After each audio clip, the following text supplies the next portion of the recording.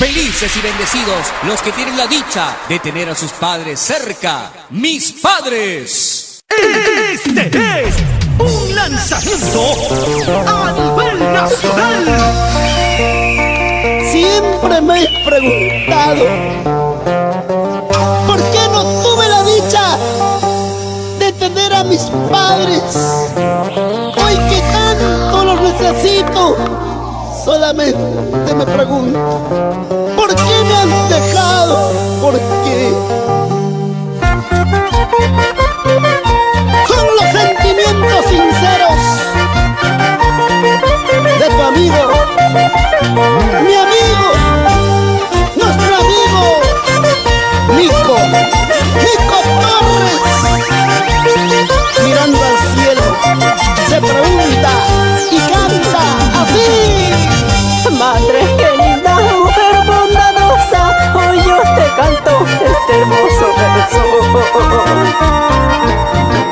Porque te has ido dejándonos solos, hoy te lloramos tu triste partida.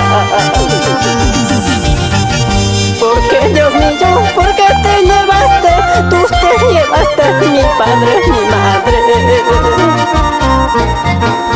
Hoy yo te pido, madrecita linda, que desde el cielo cuides a tus hijos.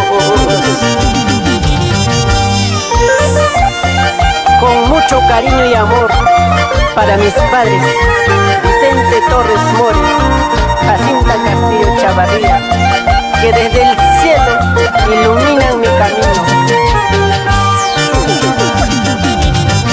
Mi padre siempre es bueno y bondadoso, dabas la vida por todos tus hijos. Ahora te encuentras junto a mi madre, Dios que los cuide siempre en su gloria. ¡Vamos, Nico, no llores! Madre querida, padre bondadoso, todos tus hijos tanto te adoramos. A donde vaya siempre los llevaré, como me guía y ángel me guarda. Dios mío, téngalos en tu gloria. Madre,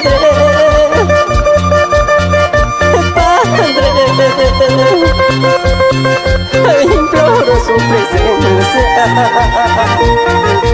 Hoy están ya en el cielo, ruega por todos tus hijos. Madre, Padre, imploro su presencia. Hoy están ya en el cielo, ruega por todos tus hijos.